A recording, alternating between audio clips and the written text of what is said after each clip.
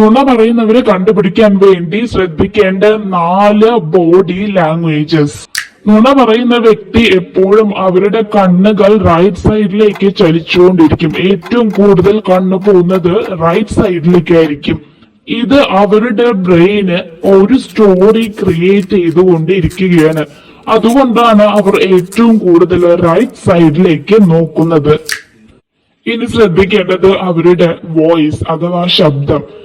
ഇത് തിന്നർ ആവും, പെട്ടെന്ന് ഫാസ്റ്റർ ആവും, പെട്ടെന്ന് ഡീപ്പർ ആവും.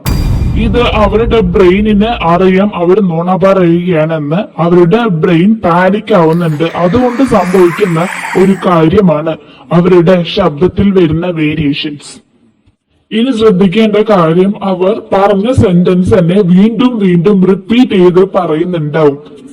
ഇവർ സംസാരിക്കുന്നതിന് ഇടയിൽ ഫുൾ സ്റ്റോപ്പ് ഇടുകയും കുറച്ചു നേരം വിശ്രമിക്കുകയും പിന്നെയും കണ്ടിന്യൂസ് ആയിട്ട് പറയാൻ തുടങ്ങും.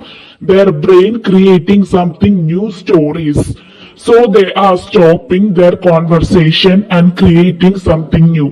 ഇതുപോലത്തെ സൈക്കോളജിക്കൽ ട്രിക്സ് അറിയാൻ ഈ ഒരു ചാനൽ സബ്സ്ക്രൈബ് ചെയ്യുക. Thank you.